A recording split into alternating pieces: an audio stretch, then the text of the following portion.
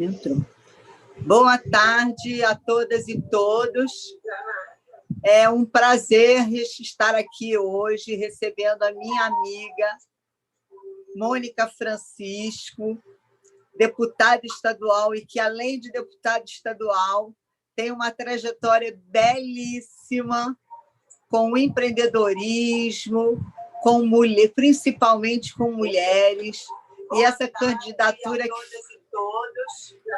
candidatura que foi tão difícil, né? Que não foi assim uma coisa que surge do nada, né? Que as pessoas acham que é moleza, né, Mônica? Muito obrigada por ter aceitado o convite do Sindiconte Rio, que no mês de setembro fez 104 anos de existência, sempre em prol do profissional da contabilidade. Então, está sendo assim, um prazer te receber, principalmente numa semana muito especial para todos nós, né? Bem-vinda, querida. Muito obrigada. Eu quero agradecer imensamente a você, Sandra, querida, pelo carinho de sempre, mas especialmente pela oportunidade de conversar com a categoria, de falar com as pessoas, de contar a nossa história. Numa semana importante, um dia depois do pleito eleitoral, né, e parabenizar a categoria por esses 104 anos, né, de trabalho importantíssimo, né? Embora as pessoas só lembrem da contabilidade naquele momento crucial do imposto de renda. Mas a importância desse profissional, dessas profissionais para as empresas, muitas mulheres, né? Eu tenho muitas contadoras, contabilistas, enfim, eu quero parabenizar por esses 104 anos de serviços prestados, de construção, e na sua figura eu homenageio e parabenizo a todas as mulheres, principalmente, né? Que bom que a gente pode falar um pouco desse outro lado. Acho que você foi muito feliz quando você falou sobre os desafios que são colocados para a gente chegar nesse lugar, né? E que não começaram ontem. É uma trajetória, uma caminhada, que a gente vai contando um pouco aqui. Obrigada. Então, Mônica, aí queria que você eu que agradeço ter aceitado o nosso convite, e é isso mesmo, né? As pessoas só lembram do contador na hora da declaração do imposto de renda. Então, temos um desafio de desconstruir. E, durante essa pandemia, o Sindiconte Rio resolveu que a gente ia mostrar o outro lado do profissional, o lado mais humano, o lado que não tem só a parte técnica, que tem filhos, que tem anseios, que gosta de ir a shows. Então, e os outros lados também da profissão, né? E aí, Mônica, nós nos conhecemos num projeto da Asplande, que eu gosto muito. Acho que vocês foram muito felizes na construção desse projeto. Então, eu queria que você falasse quem é a Mônica Francisco, que eu conheço, e como é que você foi parar na Asplande? Bom, a Mônica Francisco que você conhece, né, do ponto que a gente se conhece, é aquela empreendedora que passou a ser, né, uma formadora na Asplande, que a gente vai falar já já, que chega à Asplande, que é uma ONG de assessoria e fomento a pequenos projetos populares de mulheres empreendedoras, que começa na área rural, mas que depois vem para a área urbana e começa a trabalhar com as costureiras, numa época de muitos desafios, né, na década de 90, quando muitas facções faliram e muitas mulheres ficaram sem trabalho, sem emprego.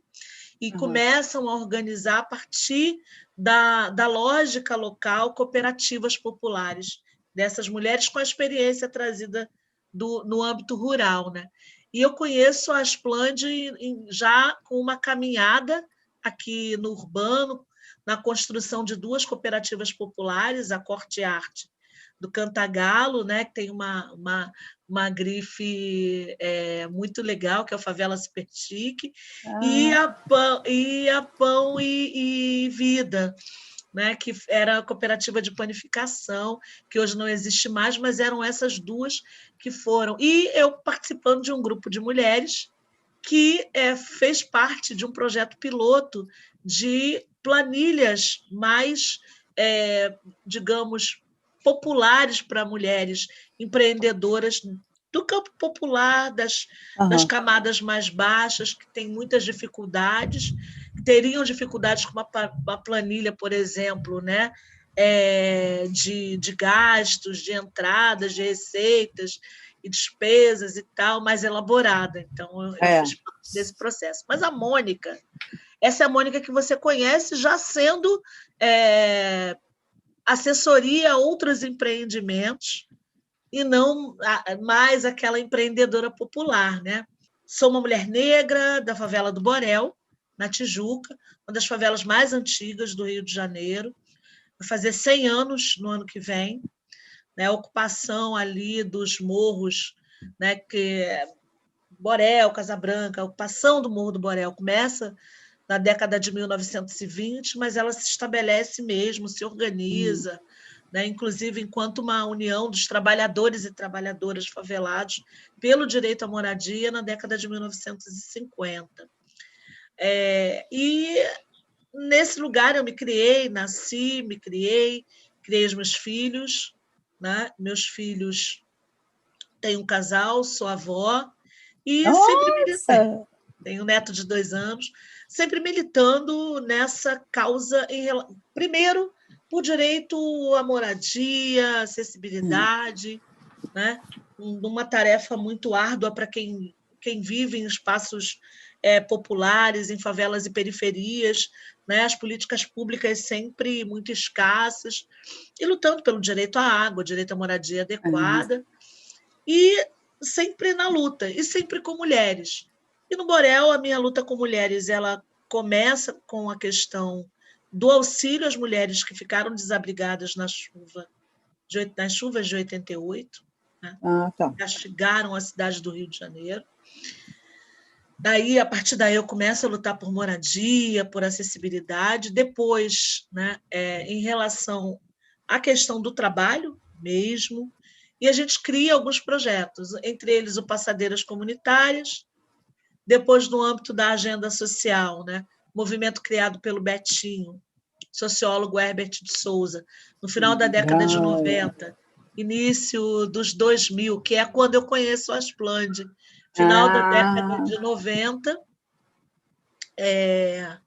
e início dos anos 2000, eu conheço a Agenda Social Rio, começo a me inserir na pauta da economia solidária, do cooperativismo, a gente cria um grupo de mulheres, né, para discutir no âmbito da agenda, e a gente se encontrava ali na Tijuca, para quem conhece a Tijuca, na Escola Olga Mitá, funcionava na Rua Conde Bonfim, né,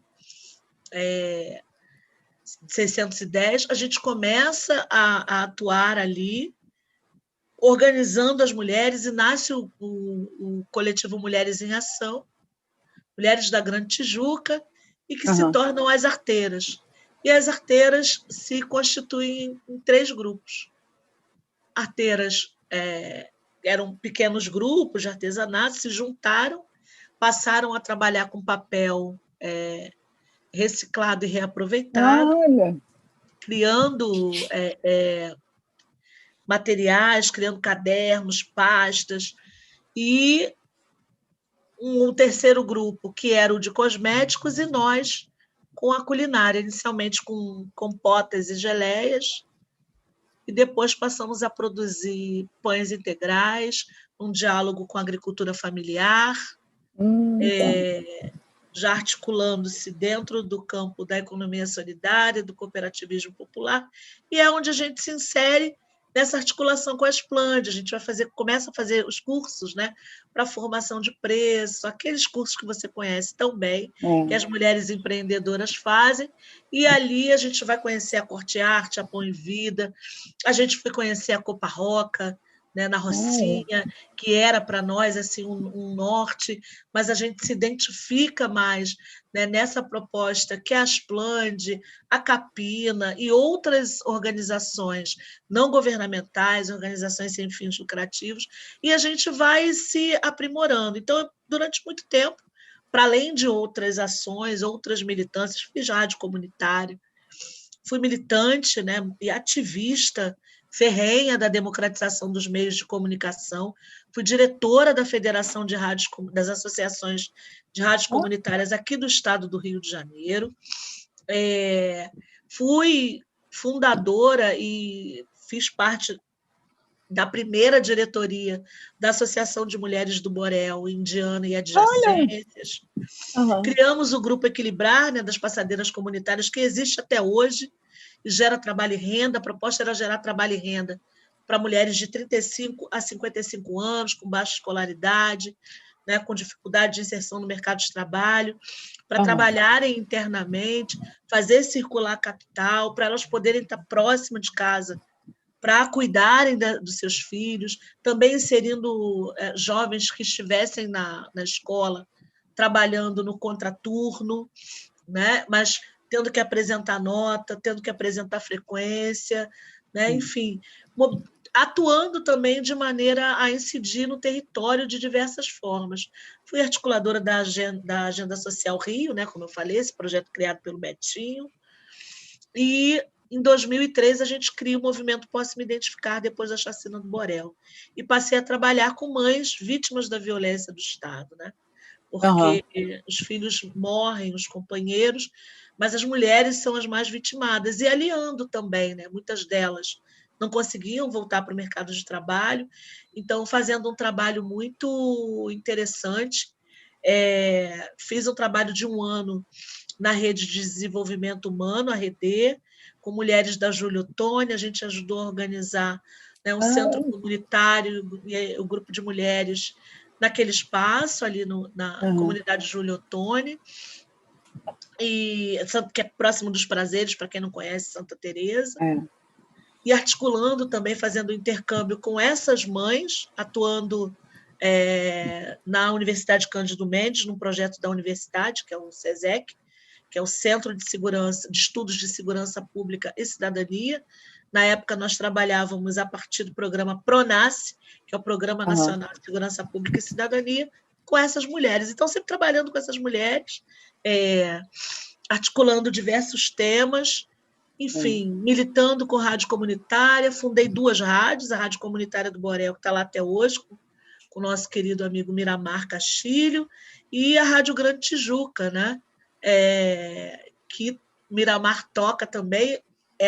Anteriormente a sede era dentro da escola Algamitá, que nasce também de uma parceria com a escola, e avançando nesse processo. Durante muitos anos a gente tocou, né, o grupo de mulheres arteiras, com o Buffet Arteiras, e foi muito, muito importante.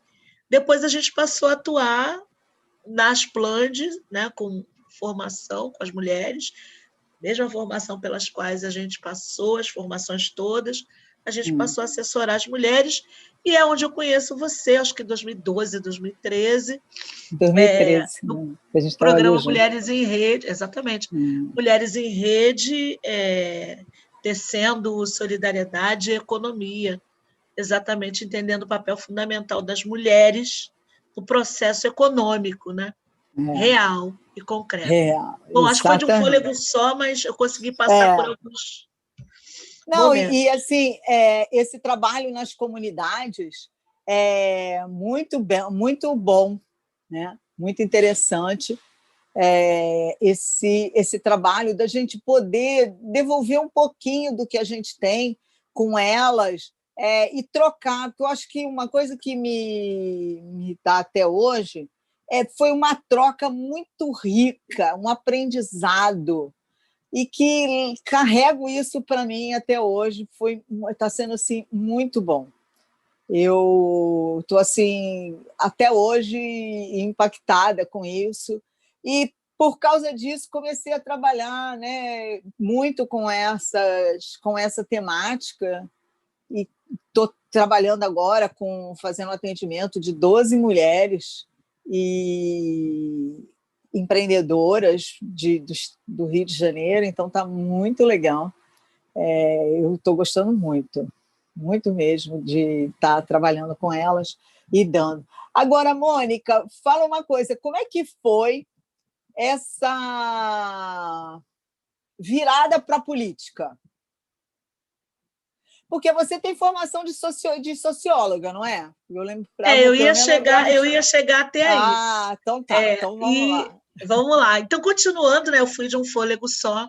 A minha atuei em todos os programas de urbanização aqui do estado e da cidade, né? Todos os programas de urbanização da cidade do Rio de Janeiro, desde o Favela Bairro até o Morar Carioca, atuando no trabalho técnico-social, muito atrelado ao trabalho com as mulheres também nos territórios, né? Então, eu sou uma pessoa da favela, que trabalhava na favela, e era muito engraçado, porque as pessoas diziam assim, não acredito, tinha uma amiga, ela dizia assim, não acredito, encontrava comigo de manhã, você está indo, já não precisa nem falar, está indo para alguma favela, né? Porque muitas pessoas que vivem em favela não gostam de trabalhar em favela. Então, eu sempre trabalhei nesses programas de urbanização, sempre no trabalho técnico-social. E na articulação com o IBASE, e na favela, assim, primeiramente, eu sempre pensava em como a favela era diferente, diversa. Né? Você tem uma diversidade tão potente na favela, você tem uma miséria tão grande na favela, você tem uma violência tão grande na favela, você tem uma solidariedade tão forte na favela. É um retrato da sociedade, né? E eu ficava falando, gente, eu queria tanto, sei lá, eu acho que a gente tinha que fazer um estudo antropológico desse lugar. E eu, em 2008, entro na universidade pela política de cotas, Universidade do Estado do Rio de Janeiro, onde me torno cientista social, né? E muito influenciada pela passagem pelo IBASE, porque, na verdade, quando eu era adolescente, eu queria muito fazer história, mas não estou muito longe, né? Não tá. Eu queria fazer história, né? Eu adorava história no ginásio. Olha, gente, sou velha, gente. Adorava história, sabe? Então, eu tinha uma professora de história que eu adorava, quando ela chegava com aqueles colares, e ela tinha um colar assim de argolas, né? E ela falava assim, a história é como esse colar, são elos que se complementam. Então, eu achava o máximo. Então, eu sempre gostei muito de história, e gosto até hoje, gosto muito, né?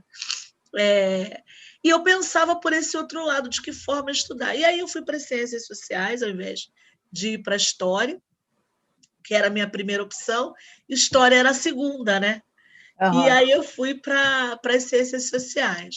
E se nada desse certo, eu ia para a geografia, mas as ciências sociais.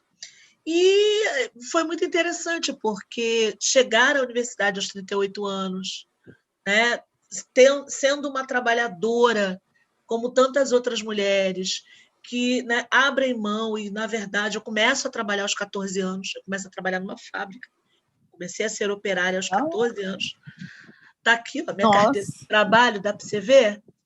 Para vocês verem, ela está velhinha, vou tirar da capa, vou mostrar para vocês aqui. Ó. Caraca! Ela é uma carteira de 1984, quando eu tirei a minha primeira carteira de trabalho para trabalhar na Irmac, que era uma fábrica que ficava ali na Espírito Santo Cardoso, na Tijuca, onde hoje é um prédio enorme de apartamentos.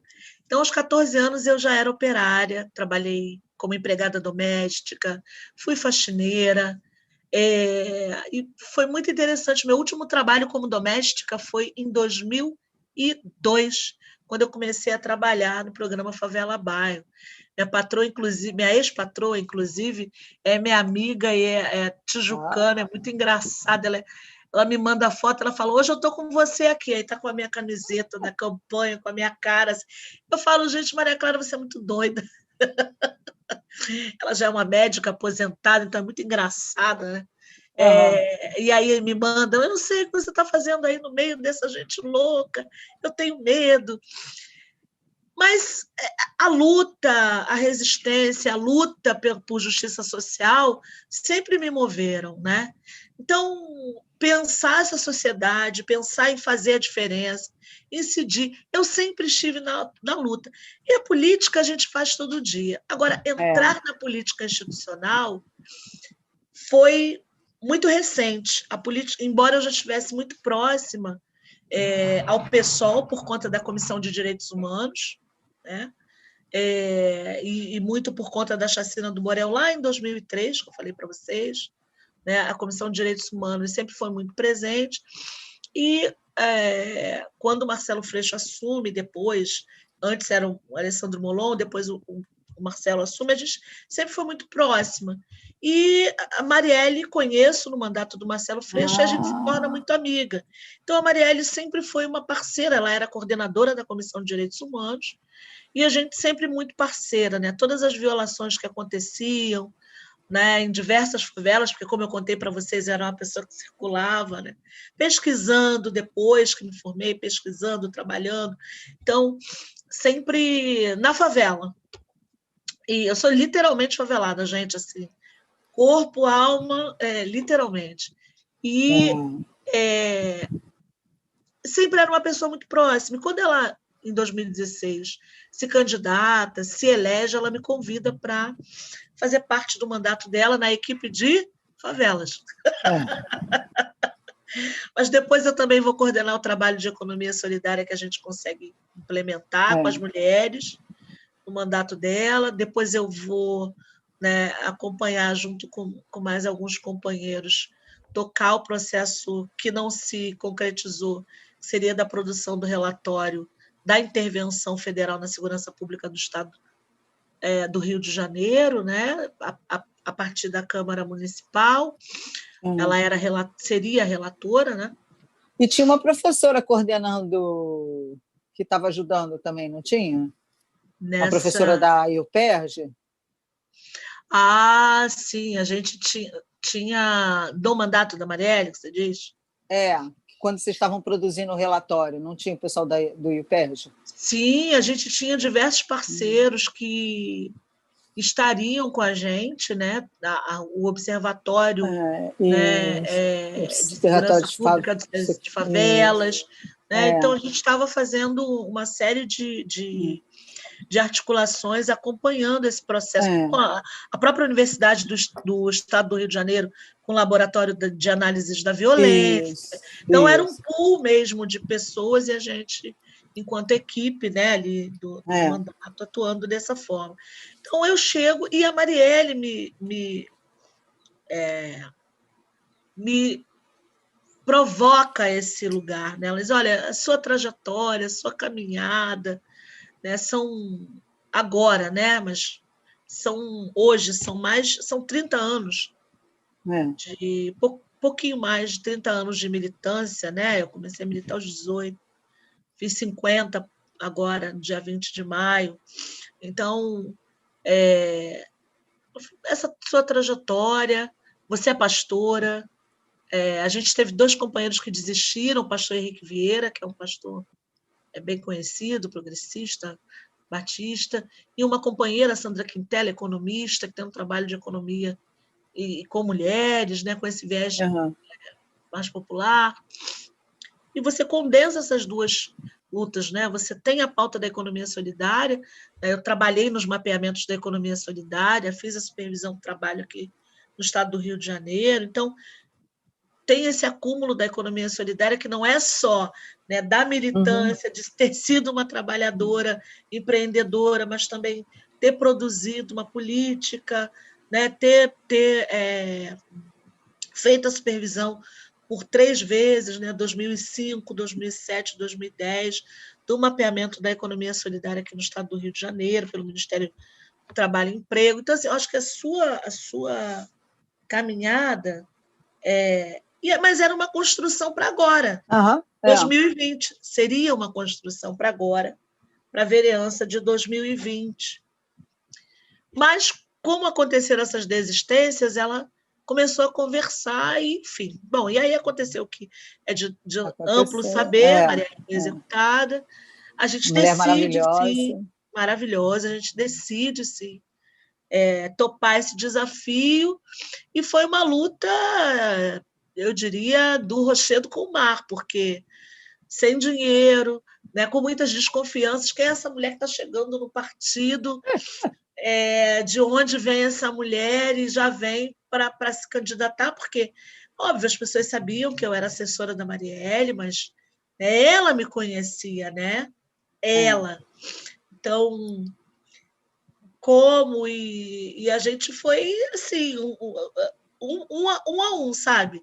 Olha, Sandra, a gente quer bancar esse projeto, é importante pessoas como nós. E cá estamos nós. Eu acho que com você falou, né, de mostrar o outro lado das contadoras e contadores, o lado humano. Então, e falou dessa experiência com a rede de mulheres empreendedoras da Asplande, o quanto a gente pode discutir economia, desenvolvimento, a partir de base popular, com saberes, com experiências técnicas, Sim. mas com muito afeto. É possível? É Exatamente. possível, existe. As pessoas não acreditam que... não existe. Existe. Você pode estar num ambiente muito sério de trabalho, falando de subsistência, falando de coisas sérias, né? Como questões fiscais, né? Como você pode falar mas você pode fazer de outra forma. E eu acredito nessa outra forma de fazer política. Não é uma nova política, é que as pessoas que passam a integrar esse espaço, que vêm de uma outra construção, que não aquela culturalmente conhecida por todos e todas nós, né? Aquele homem, geralmente de meia idade, branco, ou o filho de alguém, ou alguém muito respeitável, mas que, né, vem de um outro lugar, não tem uma relação real com as pessoas, né? Que vai fazer uma política tradicional. O que é a política tradicional? É aparecer de vez em quando, é ter um Não gabinete... comparecer, que a minha briga é eterna, não comparecer às sessões públicas, não fazer audiência pública para discutir. Mas aí, Mônica, sabe uma coisa que eu tenho... duas coisas que eu acho que a gente tem que... Algumas coisas que eu quero pontuar aqui, que eu acho que as pessoas...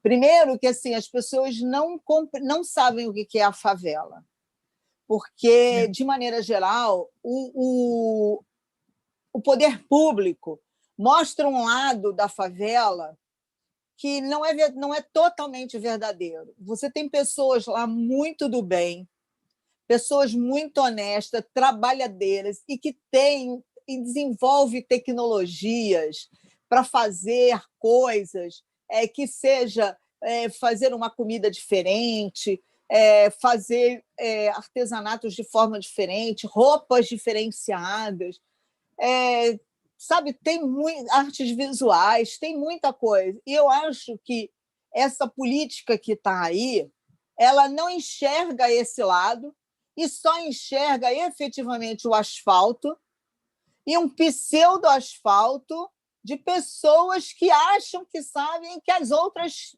é melhor para elas, né? E o que muito me chamou a atenção nessa eleição, só pensando assim na eleição agora que terminamos ontem, esse pleito, você vê pessoas que não conhecem o Rio de Janeiro e que não conhecem para quem ele vai governar.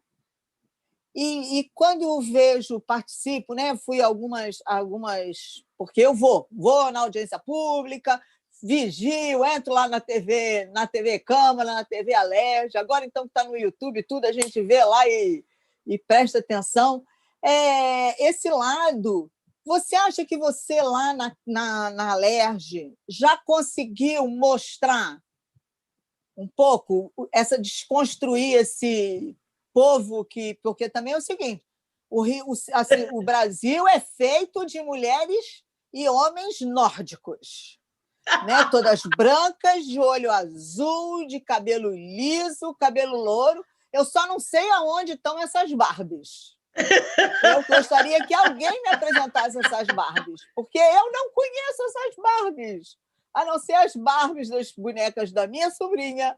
Eu não conheço essas Barbies. Então, queria muito. Você já conseguiu, sendo essa pessoa que você já desconstruir um pouco? Eu sei que você, Renata, né? Tem uma outra, A a Dani, a Renata, a Rejane, Dani, Rejane. Rejane, tem uma galerinha ali que tem apanhado muito, mas que vamos também, né? Como é que está sendo essa desconstrução na Alerj? Porque depois dessa coisa da Marielle, você consegue fazer uma campanha belíssima, né? E ser eleita no primeiro, assim, de cara. Então, foi, assim, muito impactante, pelo Foi muito menos para impactante mim. porque a gente fez uma campanha. Você está falando da favela, né? Limpa, limpa, limpa, sem compra de voto. Isso é importante. Ontem, inclusive, o nosso colega estava falando que o amigo dele, a gente estava perto, né? Votar e tal. Ele falou: Olha, acabei de receber aqui um telefonema. Um colega falando: quer ganhar R$ 100 para votar numa pessoa. Eu falei: gente, é sério isso? Ele falou assim. Eu falei: não, a gente até sabe que é real, mas quando a gente vê assim, muito palpável, choca mais, choca ainda, sabia? A gente sabe, a gente fala, tem compra de voto, tem curral, tem não sei o quê, mas a gente vai falando, a gente sabe. Mas quando você vê assim, se materializar na tua frente, você não acredita, as pessoas dão dinheiro, R$ 100 para você ir lá e votar. Gente, aí eu ainda brinquei, eu falei assim, poxa, R$ 100, você é um cara, pede mais, pede assim os 5, 1 a 5, porque eu valorizo o seu passe. Pô, mas Brincando, ele estava ganhando bem, cara, porque geralmente paga. Quando eu estava trabalhando lá no São Carlos, na época da eleição da Dilma, 50. era R$ 50. Isso para o cara que garantisse 2 votos na família. O cara quer ganhar R$ 100, está ganhando muito. Tá bem, né? Mas olha, voltando para essa questão da favela, você falou bem, a favela é muito potente, né? E sim, a mídia ela cria uma narrativa, a narrativa da guerra, a narrativa de pessoas extremamente perigosas, né? Você observa que aquela narrativa ainda do morro descer, mas o morro desce todo dia, gente. O morro desce todo dia. Se você parar no pé do morro, né? Que a gente fala no pé do morro, porque eu sou da época, gente, que morro era morro, favela era favela. Então, Sandra conhece bem. A Indiana era favela e o Borel era morro. Morro. Morro do Borel, Morro da Formiga, Morro do Salgueiro. Agora é tudo favela, mas a gente acha bacana, mas eu ainda sou da época que morro era morro e quem morava em favela era quem morava no plano. Então, as planas eram favela e o morro era morro, o povo do morro. Então, eu sou literalmente a nega do morro. E eu falo isso. E quando eu na campanha, eu fazia questão. E aí você sente o quanto isso ainda choca as pessoas. Quando eu falo que sou favelada, as pessoas. Por quê? Porque, gente, olha, a favela não é uma coisa só. E é exatamente isso que você está dizendo. Eu sou a favela. O meu filho que está fazendo doutorado é a favela, mas o meu primo também que não conseguiu, que foi preso, também é a favela. Teve um outro ponto de partida, teve uma outra história. Também é a favela. Sabe, a minha amiga, que infelizmente morreu porque fez um aborto mal sucedido numa curiosa, também é a favela. A mulher empreendedora, o Nego do Borel, sabe? A Jojo Todinho, também é a favela. A favela é múltipla, ela é muita coisa, sabe? Como eu falei no início. Então, é muito ruim, porque a narrativa que cola, porque. E aí é pensar na construção desse país. O projeto de nação, a gente está na Semana da Consciência Negra, esse projeto de nação, onde os pensadores que construíram o pensamento social desse país, eles embranqueceram a narrativa. Houve um projeto político para branquear o Brasil. Esse projeto político dava conta de que em 2012 não haveriam mais negros no Brasil, de que haveria pouquíssimos mestiços, e de que a gente teria menos ainda em relação à população indígena. porque já estariam brancos, a sua maioria, por conta do projeto de cotas para imigrantes europeus. Então, assim, esse foi um projeto mesmo pensado. Ou seja, só que a população negra ela é a maior parte, porque a população negra está compreendida entre pretos e pardos. Então, e é a população que é a minoria, que ficou relegada muito tempo à falta de uma política pública de educação, à falta de uma política pública de saúde. Tem os brancos pobres, muitos brancos pobres, que passam por muitas dificuldades, mas, com certeza, um branco pobre fora da favela jamais vai ser visto como alguém que vive numa favela, por exemplo. Agora, um jovem negro que não seja da favela sempre será visto como alguém que é um favelado, um possível. Então, colou-se uma narrativa que é midiática, que é social, que é da ciência, de que a população negra ela é a população do incômodo, né? O Frei Leonardo Boff falou muito bem num artigo que ele escreveu para o Jornal do Brasil. Eu fui articulista do Jornal do Brasil, escrevi para o Jornal do Brasil durante 4 anos. E é bem interessante essa coisa do Jornal do Brasil, abrindo um parêntesezinho. Lembra que eu falei daquela minha patroa da Tijuca, a ex-patroa médica? Então, ela assinava o Jornal do Brasil. Eu sempre fui vidrada no Jornal do Brasil. Então, o que eu fazia? Eu estava trabalhando e tal, correria, não dava para ler. Eu saía, ia para a aula. No dia seguinte, eu lia o jornal do dia anterior, porque eu não ia parar o trabalho para ler o jornal do dia. E, às vezes, o caminhão do lixo, o dia do caminhão do lixo passava, ela adiantava e ia jogar tudo fora, jogava. Eu já sabia o dia do lixo, já chegava mais cedo para pegar o jornal antes que ela, com a mania de tirar tudo e jogar fora, jogasse o jornal. Então, eu pegava o jornal do lixo e ia ler. E eu acabei sendo uma articulista do Jornal do Brasil. Então, eu gosto de contar essa história é bem legal, né? É bem, bem bacana. Então, eu pegava o Jornal do Lixo para ler e acabei sendo uma das articulistas. Escrevi artigos quartas e domingos no Jornal do Brasil.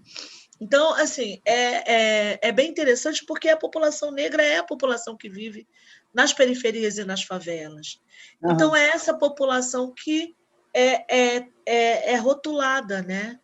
É estigmatizada. Então, a narrativa da população que não quer pagar conta. Então, cria-se também uma tensão. Você conheceu diversas mulheres. Com certeza você não viu nada disso, né? Nada. Muito pelo contrário, pessoas que queriam organizar a sua vida, queriam gerar trabalho e renda, queriam gerar trabalho e renda para outras pessoas, né? Pagar o seu MEI, fazer... Então, eu trabalhei no programa Água para Todos. Né? Lembra que eu falei que eu trabalhei em vários programas, né, de desenvolvimento urbano, de urbanização e reurbanização? Um deles do Estado foi o programa Água para Todos. E no Água para Todos, a gente trabalhava a reorganização do sistema de distribuição de água para acabar com os famosos gatos, né? Organizar tudo. As pessoas queriam pagar a tarifa. Né? Então, a tarifa social... Né? Desde que a água... Né? Aí temos que fazer um parênteses. Desde que a água chegasse na casa dela. Exato. Porque ainda temos favelas no Rio de Janeiro, como é o caso de São Carlos ou da Penha, que tem um funcionário da SEDAI que vai lá e abre a hora que ele quer para a água chegar. Né? Mas também a gente não precisa nem falar só da favela, não, porque temos visto várias denúncias de alguns bairros que acontece exatamente isso. Exatamente, também. Baixada Fluminense, as pessoas pagam a conta e não tem. Então, assim, as pessoas querem pagar. Tem gente que não quer pagar? Óbvio que tem. Mas no asfalto também tem. De vez em quando a gente vai estar assistindo o jornal, aí fala assim, caramba, aquele grande restaurante renomado tinha gato de luz e água. Aquele condomínio maravilhoso que tem trocentos milhões de segurança, que para você entrar, eles têm que passar você no scanner. Descobriram um gato de luz, água, energia, de tudo, telefone. Como pode? E são pessoas tem condomínios com pessoas abastadas, milionárias até. É. E como é que o condomínio tem gato, gente? Então, tem uma coisa cultural também, né? E tem uma coisa também de revolta, da própria questão pública, né? Falando, estou na política, a revolta. E você falou se eu conseguir diluir isso no âmbito do parlamento. A gente consegue fazer um trabalho muito sério. A gente conseguiu consolidar a nossa figura no parlamento, obviamente. Tem setores do parlamento que tensionam, sim. Teve um episódio, inclusive, que um dos deputados, né, um cidadão de bem, da classe média tijucana, pessoas maravilhosas que, né, frequentam o Otto, o Tijuca Tênis Clube, são pessoas dignas, né, que vão à missa aos domingos, né, seja na São Camilo, na Nossa Senhora do Líbano, né, na Maronita, são pessoas do bem que vão, né, para as sinagogas, né, que estão ali, que são pessoas que são do Ramatiz, pessoas maravilhosas, pessoas caridosas, né? Mas, com certeza, diria, um menino daqueles que, nossa, só de olhar, perfeito, bonito, bonito, bem alinhado, educado, estudou, advogado, bonito, que insinuou, e está público, está lá, de que a gente só conseguiu se eleger porque tinha uma relação com uma facção criminosa do Rio de Janeiro. Porque eu sou da favela que essa facção criminosa domina. Ora, que coincidência, né? Né? Porque, imagina, alguém como eu, como é que a gente vai se eleger, né? Com 40.631 votos, se não tiver alguma coisa aí por trás. Não existe uma ilustre desconhecida na política. Então, e aí não se dá o trabalho de conhecer a trajetória, né? E aí, Mônica, você falando isso me lembra muito a história da Marielle, né? Que era exatamente o incômodo das pessoas com o trabalho bem feito. Porque eu acho que uma coisa que a gente tem que falar também é que as pessoas acham que o vereador ou o deputado trabalham sozinhos, ou só também com seus assessores. Tem muitas parcerias, né? De universidades, de instituições. Como é que funciona isso? Isso é que dá o gás para vocês trabalharem, isso não é uma políticas públicas? Isso não é uma característica de todos os mandatos, né?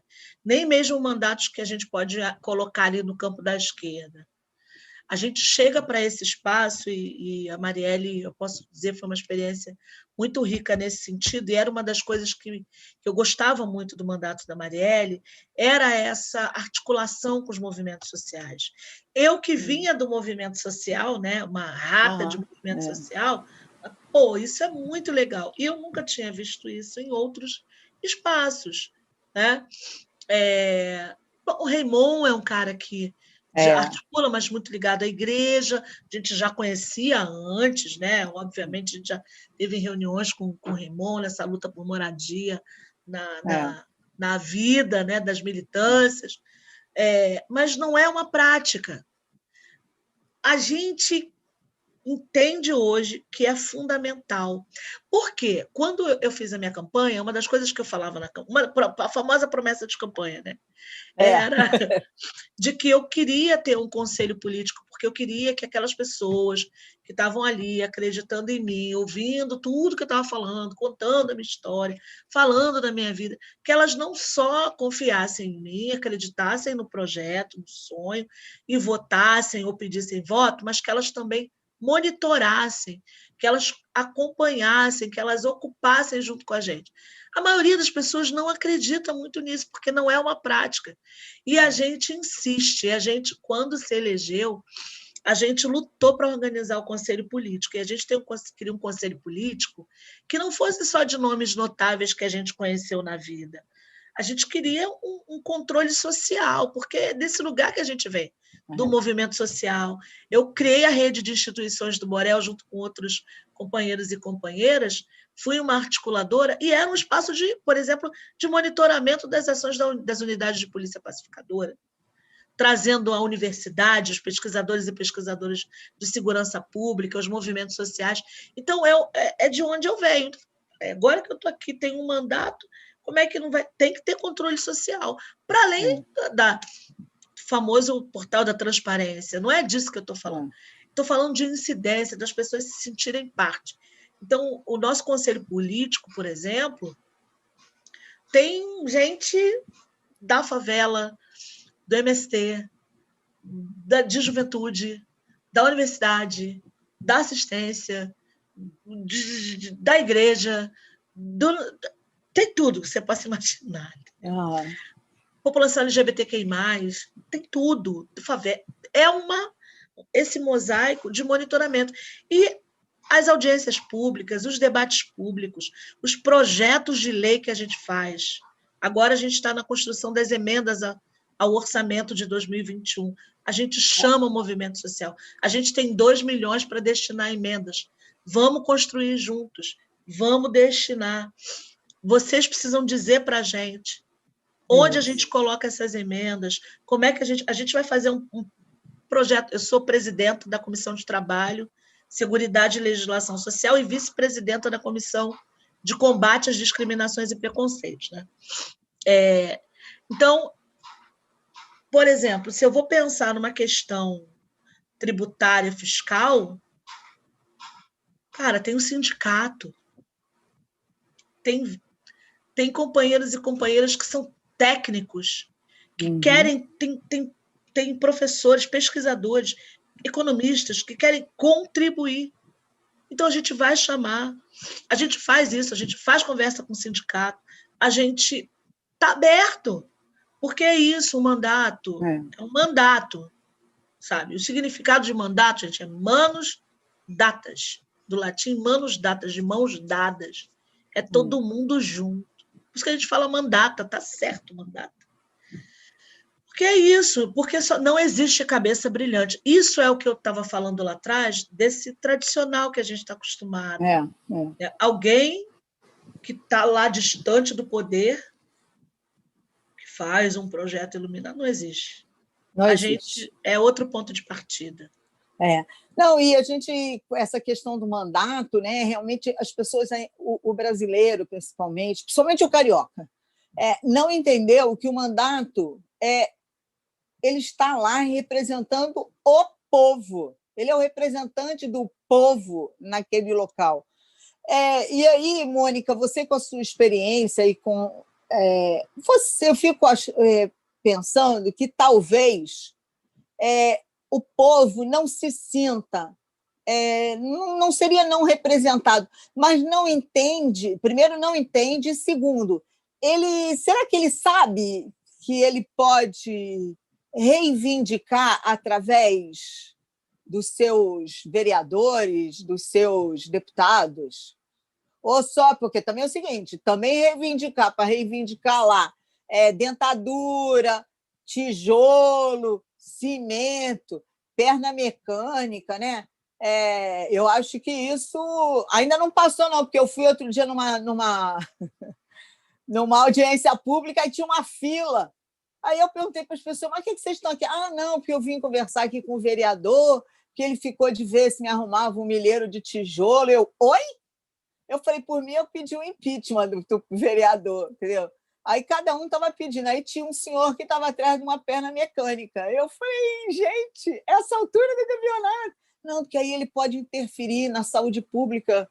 Então, assim, é muito triste. E eu estou falando isso não tem nem um ano e foi numa cidade, não vou falar cidade não, mas foi uma cidade próxima ao Rio de Janeiro, próxima, né? Que dá 30 minutos daqui lá. Então, assim... Imagino. É muito louco das pessoas não entenderem que elas podem contribuir até com a demanda. Né? Eu, então, sou uma pedinte lá de demanda. Cadê a minha alimentação escolar? É isso, Sandra. Eu acho que você colocou muito bem. Porque, por exemplo, a gente fez esse material aqui há um tempo, ocupar para transformar. E é exatamente isso. Assim, você tem que ocupar para transformar. É um espaço engessado? Claro que é, óbvio, porque é feito para ser assim, desse jeitinho que você está falando. Mas eu acho que esse espaço também é muito pedagógico. Sempre que eu posso, eu falo para as pessoas. Porque as pessoas pedem mesmo. Quer assim, aí a pessoa fala assim, o Crivella tem a Márcia. Da Márcia? Olha, você quer passar na frente para fazer essa cirurgia do olho, né? Da catarata, não sei o quê, aquela história. Fala com a Márcia. Aí todo mundo, eu quero falar com a Márcia para ver se eu consigo fazer uma cirurgia plástica, botar um silicone, porque a Márcia é a pessoa. Fala com a Márcia. Mas essa figura da Márcia, que virou uma piada, as pessoas falam, mas elas querem a Márcia. Uhum. Então, assim, eu lembro de uma experiência no mandato da Marielle, no âmbito da cidade, e agora no nosso. No mandato da Marielle, um cidadão chegou, e fui eu que o atendi, ele falava o seguinte, ele veio muito educado, muito bonitinho, muito lindinho, falando que era camelô, e que estava há 20 e tantos anos como camelô ali ao redor ali da Carioca, não sei o quê, perto da Câmara, e que até o processo dele na prefeitura não tinha saído, a licença e tal. Falei, olha, aí veio com o famoso documento, aí eu falei, eu posso dar uma olhadinha no seu documento? Olha, eu vou fazer o seguinte, eu vou pedir para a nossa assessoria jurídica dar uma olhadinha e ver se o processo está correto, né, e tal. Aí pedi para a companheira do jurídico, estava perto, para olhar. Aí ela falou assim, não, é isso mesmo, realmente está feita a solicitação do alvará. Está feita a solicitação, realmente, está aqui, está sob análise. O trâmite explicou para ele, bonitinho. Que tá. Aí ele, não, porque... e aí a gente já estava entendendo, porque eu queria ver se a vereadora... Aí eu falei, olha só, a gente não trabalha dessa forma. O senhor está aqui, o senhor falou que está aqui há quanto tempo? 20 e tantos anos, né? Então, por que o senhor não se organiza com os seus... Tem muita gente também que está na mesma situação. Tem. Então, por que o senhor não se organiza? O senhor conhece o MUCA, que é o Movimento Unido dos Camelôs. O senhor se organiza. Se eu quiser, eu tenho contato das pessoas para fazer uma pressão na prefeitura. Por quê? Para que não tenha essa violência com a guarda municipal, porque já que vocês estão com o processo de vocês em análise, para tentar avançar.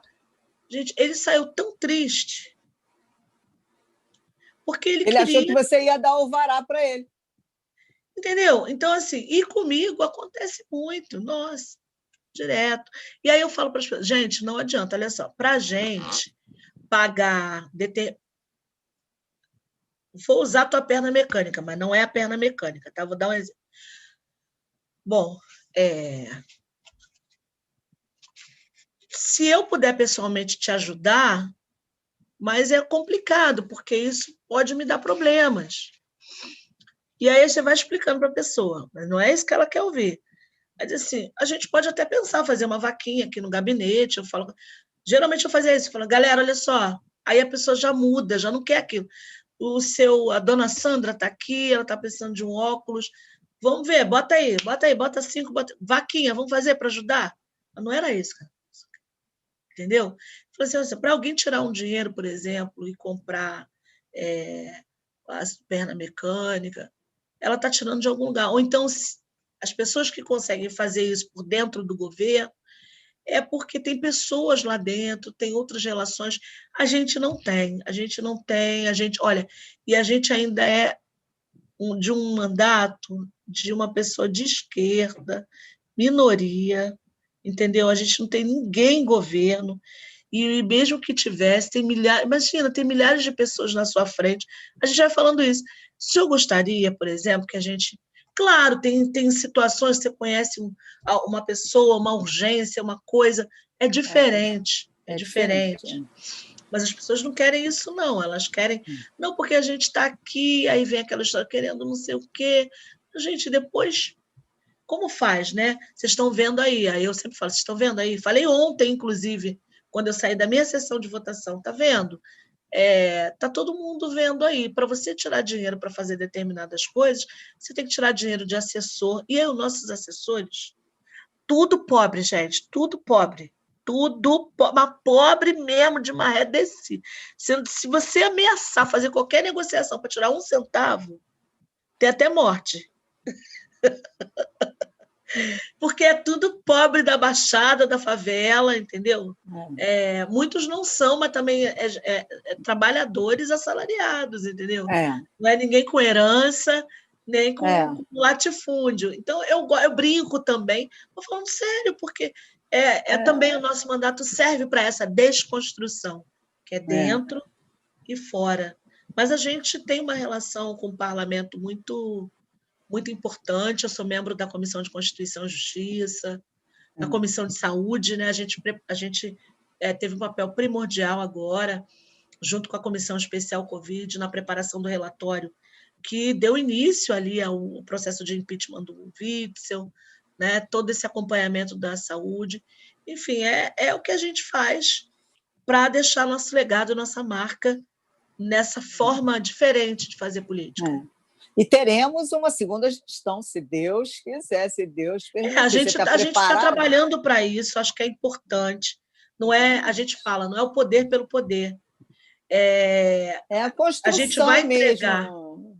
A construção de uma política pública, é a construção de um mandato diferente. Eu acho que você está fazendo um trabalho super bonito. Mas queria falar uma coisa, que você falasse o seguinte: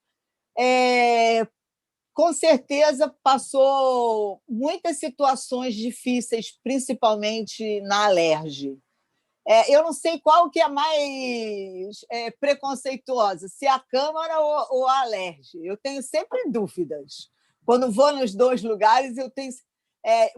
acho que foi o Raymond que falou outro dia, na questão da Câmara, que a Câmara, por exemplo, do Rio de Janeiro, é contra gordinhos.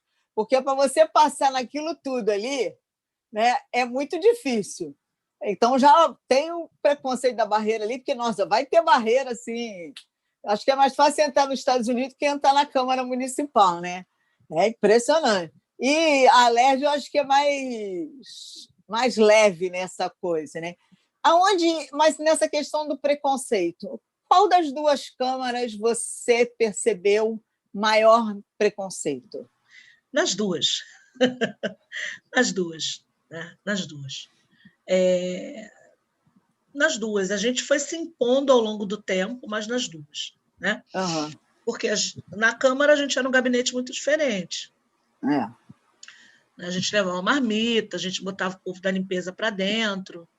A Marielle foi barrada, depois, até, né, reconhecerem que ela, né, era deputada. Eu já passei por várias.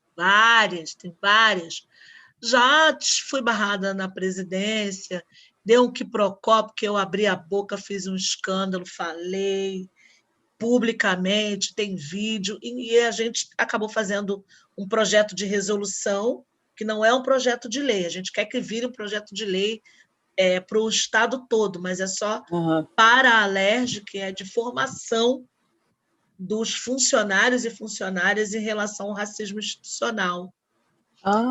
Porque, inclusive, né, a moça colocou a mão no meu peito, assim, né? E eu estava identificada com aquele pinzinho de deputada. Assim. Ela nem olhou, porque quando eu falo que o nosso corpo... se eu fosse uma mulher branca, mesmo sendo baixinha, pelo menos teria uma pergunta. Comigo já foi, opa, tá pensando que vai aonde, né? Sim, mesmo estando identificada. Então, isso me chocou. E aí depois vem, mas a pessoa não teve a intenção. Não, eu sei que não tem a intenção, mas a gente precisa chamar a atenção. A pessoa estava fazendo o seu trabalho? A pessoa estava fazendo o seu trabalho. Mas é diferente. A gente sabe. Quando, na posse do presidente do Tribunal de Justiça, eu fui convidada a ocupar o elevador de carga também com a identificação de deputada, e a minha assessora, amiga, né, que hoje coordena o jurídico da nossa mandata, estava junto, não soube o que fazer, coitada, porque eu acho que ela nunca, sendo uma militante de direitos humanos, eu acho que ela nunca tinha presenciado, assim. Ela não sabia o que fazer com o racismo institucional se materializando Você não sabe o que, você não sabe o que fazer. Realmente, você não sabe. A gente que sofre, por vezes, você... E aí por isso também nasce esse projeto, né, desses espaços. Eu chegar para presidir uma audiência, eu fui vice-presidenta da CPI do feminicídio junto com a Marta Rocha, né, a deputada Marta Rocha.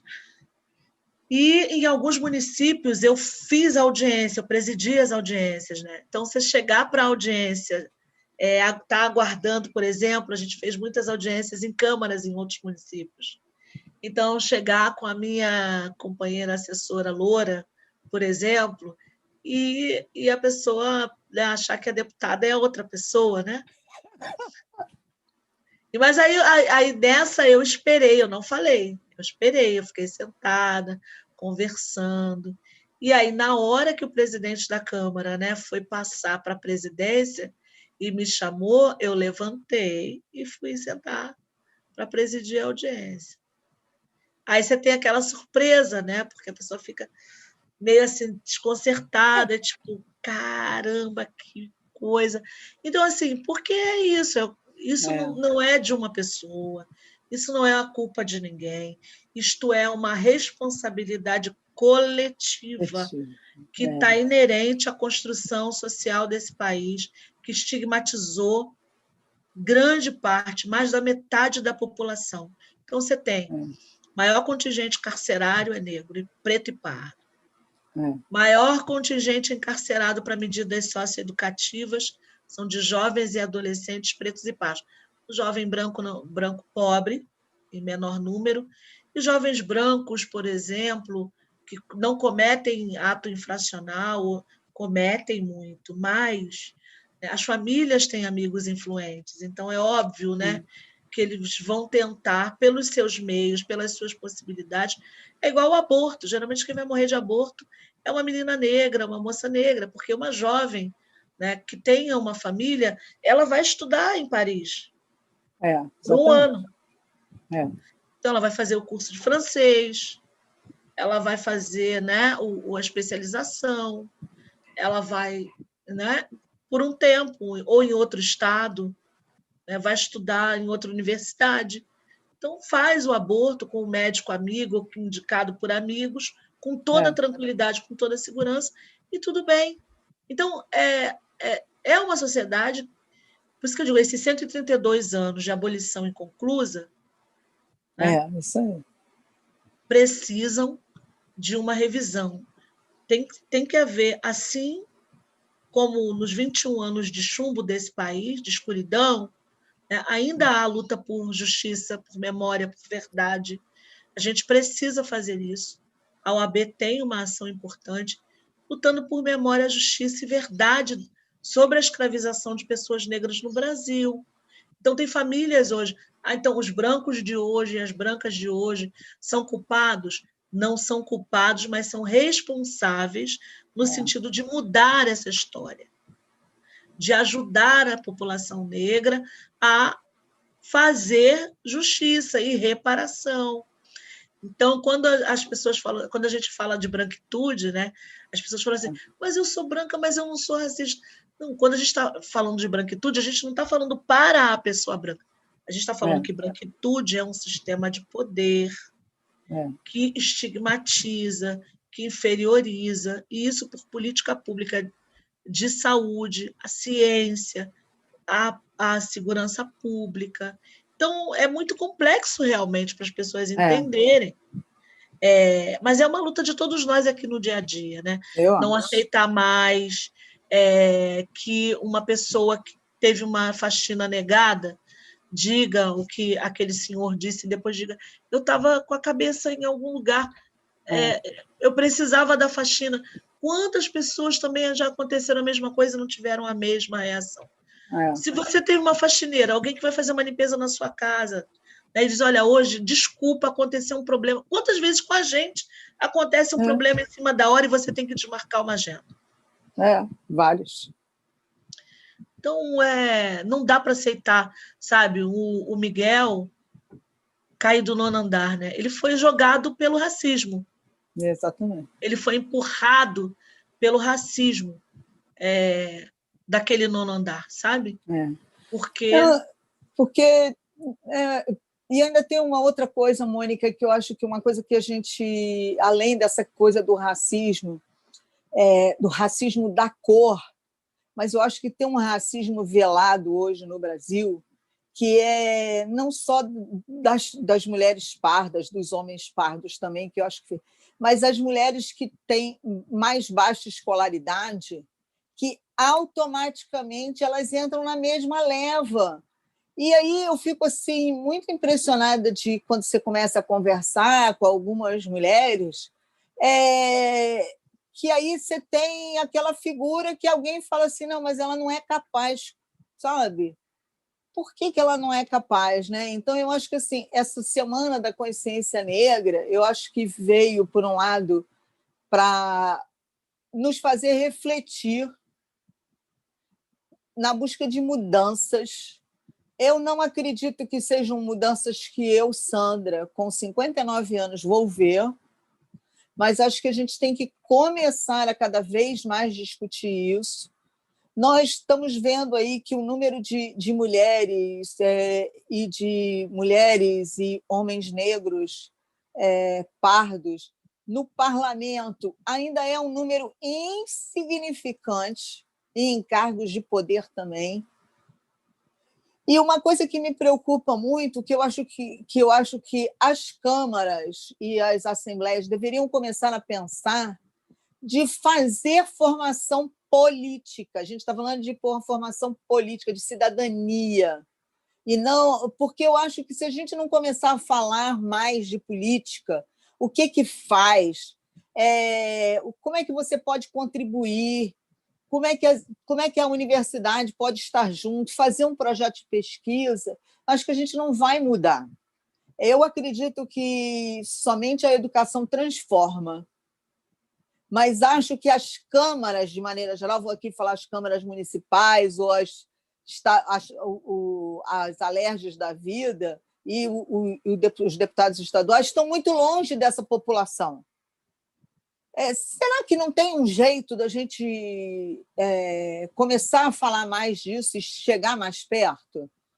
A gente fez 2 projetos, muito inspirado numa ação, e até em homenagem à memória de Marielle, mas pensando muito nisso, que foi o 1525 e o 1526 de 2019, foi aprovado há 2 semanas, um que cria o Dia das Mulheres na Política, no âmbito do Estado, dia 30 de novembro, e o outro que é o projeto que institui o programa Mulheres na Política, para estimular que as mulheres ocupem, e isso tem que ser uma política pública, é exatamente isso que você está dizendo. E, obviamente, esse processo é um processo muito complexo, demorado mesmo, porque a gente tem um sistema eleitoral, a gente tem uma cultura eleitoral que privilegia, Sandra, pessoas completamente diferentes disso que a gente está falando, sabe? Porque ainda tem grupos muito poderosos, com muito dinheiro, com muita influência, né? E com muitos outros currais eleitorais, né? Ainda tem, e com muitos outros interesses. Então, assim, a gente viu nessas eleições pelo Brasil, a população não aguenta mais, também está começando a dar resposta. Tem uma população jovem que está votando, está dizendo, a gente quer que pessoas diferentes, que a gente se veja, as pessoas ainda não se... O parlamento, você falou no início, é a representação, a gente ainda é uma democracia representativa, né? Tem que ser o espelho da sociedade, ela não pode ser diferente. Então, você tem que olhar para o parlamento e você não pode dizer, será que eu consigo falar com aquela pessoa? Você tem que passar por 550 milhões de assessores. Não, obviamente, o trabalho para a gente que trabalha, a gente trabalha muito. E não uns e outros aí que fica mandando requerimento para abonar a falta. Então, a gente trabalha muito, assim.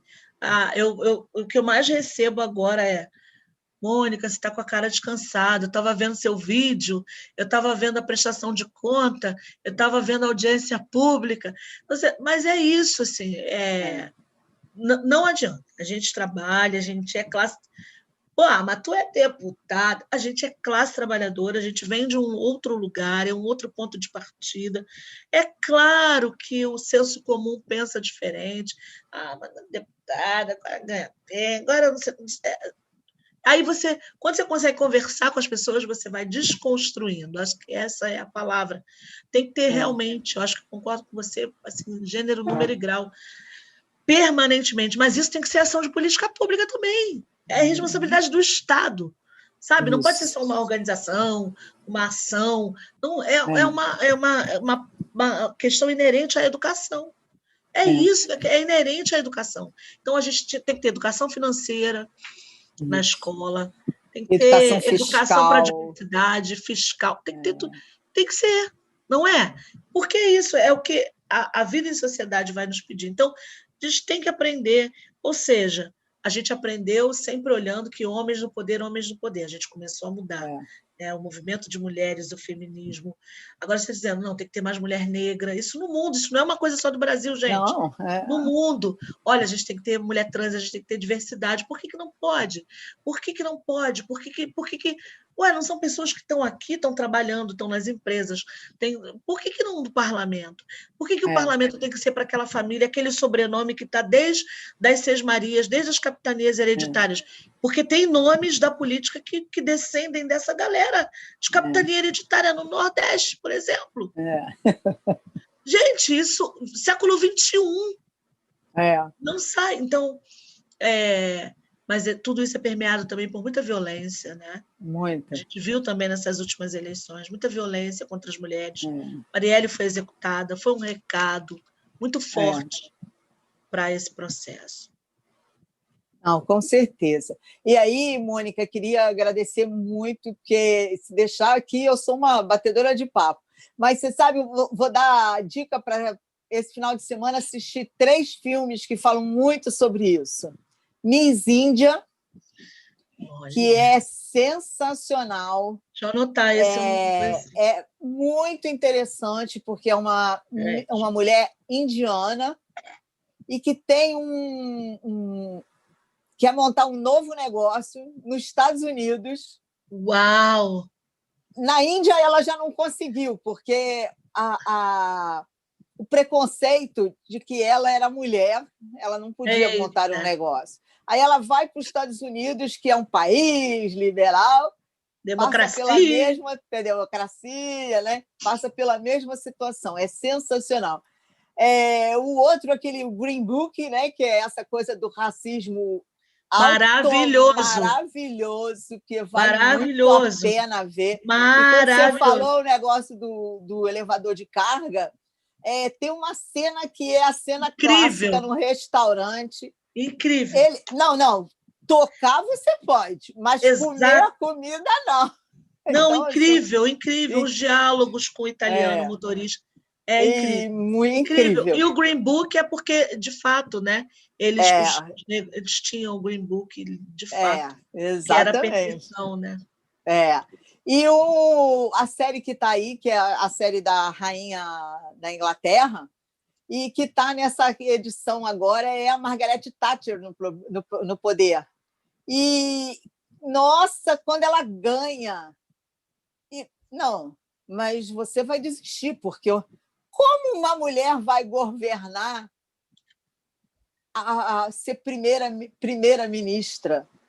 Nossa! E assim, os preconceitos que ela vai passando, e o filme está contando assim, preconceito por preconceito, é assim, muito interessante.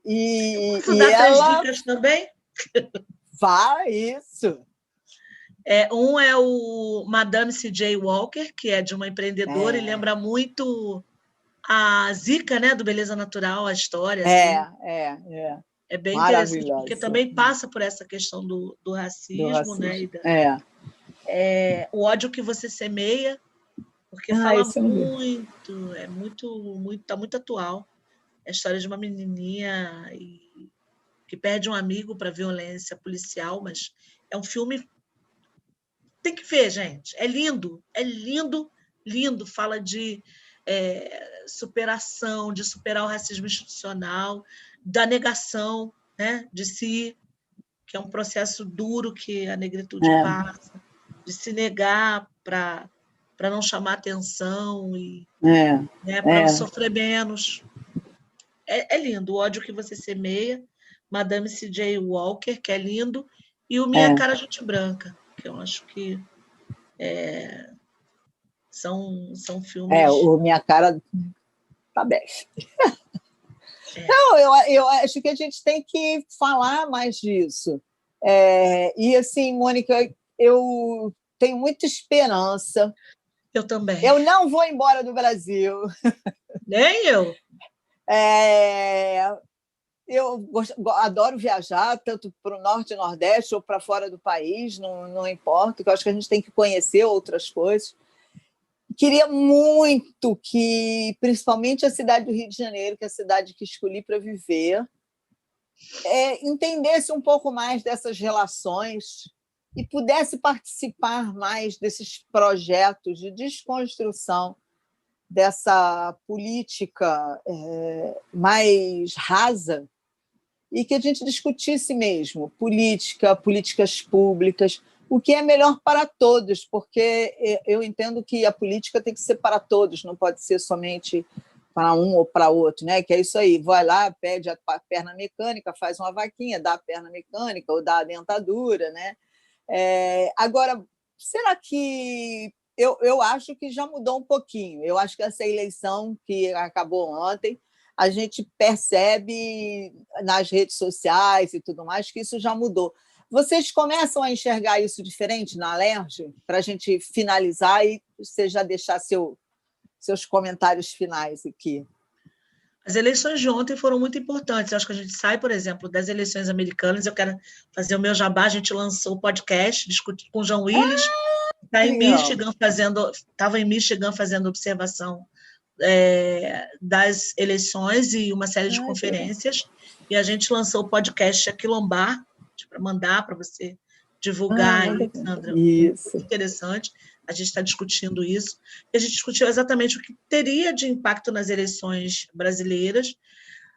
A gente viu ontem, né, um enfraquecimento muito forte de uma política que não é uma política para todos e todas. Isso foi muito importante, num momento duro que a gente vai precisar de reconstrução, de gerar trabalho, gerar emprego e renda, fazer a economia circular nesses próximos anos em que o Estado vai ter que ter uma atuação muito forte, em que o mundo todo já está dizendo, né? A gente está num contexto que a gente vai precisar que o Estado atue e seja importante. As eleições de ontem mostraram o quanto a diversidade, as mulheres, as populações LGBTQI+, as juventudes estão ocupando o poder para fazer diferente, de forma mais coletiva, menos engessada, né? As candidaturas coletivas de mulheres de diversos lugares, né, ocupando esse espaço, e que vem de uma trajetória de trabalho, mulheres trabalhadoras, mulheres que passaram por situações de movimentos, de luta. Então, isso muda, isso reflete, com certeza, em todos os outros poderes, né? Porque as correlações de força, né? O clamor da sociedade está colocado ali. Quando você olha uma eleição, que você vê, caramba, um monte de mulher preta. Nos Estados Unidos, uma vice de origem indiana, negra. Né? Quando você olha para o próprio Congresso, né? A Alexandra Ocasio, uma garota do Brooklyn, uma menina reeleita, né? Que tem questões ambientais. Você vê uma pastora negra do Vidas Negras Importam, eleita, né? Quando você olha uma muçulmana eleita, né? Negra, então você vai olhando, você vai dizendo, o mundo ele também está, por um lado, muito duro, mas, por outro, ele está dando um recado, e é óbvio que isso reflete tanto na Câmara dos Deputados Federais quanto nas Assembleias Legislativas, e vai refletir lá na frente, nas futuras eleições, para o governo e para a presidência da República. As pessoas, de fato, estão cansadas. Elas querem respostas e elas querem se ver representadas. Com certeza. Eu acho que nos enxergar lá, e não só aquele homem branco sem nenhuma E ter discriminação. acesso, né, Sandra? Claro que temos excelentes homens Sim, brancos sim, que fizeram muito, né, pela própria população negra, pelas sim, mulheres e óbvio. tudo mais, mas a gente ainda tem alguns que poderiam deixar a política de lado e ir fazer outra Seria coisa, bom, sei lá, plantar, fazer uma horta comunitária, alguma coisa assim, que eu acho que ia ser produziria bom, mais, produziria mais. com certeza. Eu acho que tem. E você sabe que é muito engraçado, por exemplo, nós hoje, na profissão contábil, também hoje temos mais mulheres, mas já Que bom. tivemos era uma profissão bem machista, Masculino. mas muito masculina. E então acho que, inclusive, algumas abriram o caminho, né? E que não deve ter sido assim muito fácil para todas elas. Mas eu acho que essa construção coletiva de mostrar que somos capazes, eu acho que Muito temos que importante. fazer, muito importante, e temos que levar isso para as escolas. Eu espero muito que esse mandato agora do novo secretário de Educação do Estado do Rio de Janeiro faça uma construção diferente, Vamos porque é uma torcer. pessoa que veio do parlamento, é um Pois é, professor. Eu acho que podemos, quem sabe, no ano que vem, incluir essas temáticas na escola, de maneira geral. Por exemplo, a questão da educação financeira já é importantíssimo. Isso já é uma matéria que já vai ser incluída a partir do ano que vem. E a gente está conversando para que tenhamos professores especializados para fazer. A gente tem um projeto que eu trabalho junto com eles, que é o GEF, que é o Grupo de Educação Fiscal do Estado, que já faz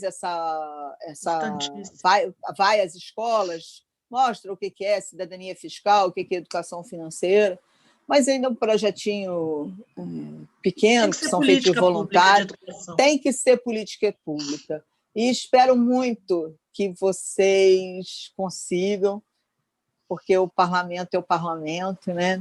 Aí é a nossa casa. Queria te convidar para assim que pudermos, você ir conhecer o sindicato, que é Vou. um prédio lindo ali na Buenos Aires, esquina com a Regente Feijó, onde parte funciona o Mackenzie, o prédio é nosso. Eu sei onde é, eu quero ir, sim. E lá tem um salão belíssimo, um auditório maravilhoso que fazemos os nossos encontros. E, se Deus quiser, depois do Carnaval já temos vacina e podemos fazer um Oxalá encontro sejam ouvidas as para suas palavras. comemorar o Dia Internacional da Mulher. Quem sabe teremos já um Eu espaço. quero. Temos que falar, temos que fazer sempre isso, né? Irei. E trazer mais. Queria deixar a casa aberta para você, Obrigada. para que possamos fazer outras discussões dessa, levar para lá também. Eu acho que agora com essa coisa do virtual facilita muito. E o profissional contábil está à disposição do parlamento. Tá bom? Muito obrigada. Nosso Muito mandato também obrigada a está de todos. portas abertas. Tá Obrigada bom, pelo convite, querida. Sandra. Muito bom te ver. Também. Gente, obrigada. Essa foi mais uma live em casa. Hoje conversamos com a deputada Mônica Francisco e espero que vocês tenham gostado. E temos que, cada vez mais, falar sobre educação e falar sobre o parlamento, tá bom? Os deputados e a política é para o povo, tá bom? Um beijo, Beijo. gente. Obrigada. Beijo, Sandrinha. Eu te agradeço pelo convite. Tchau, gente. Prazerzaço. Tchau, obrigada. Tchau. Fiquem com Deus.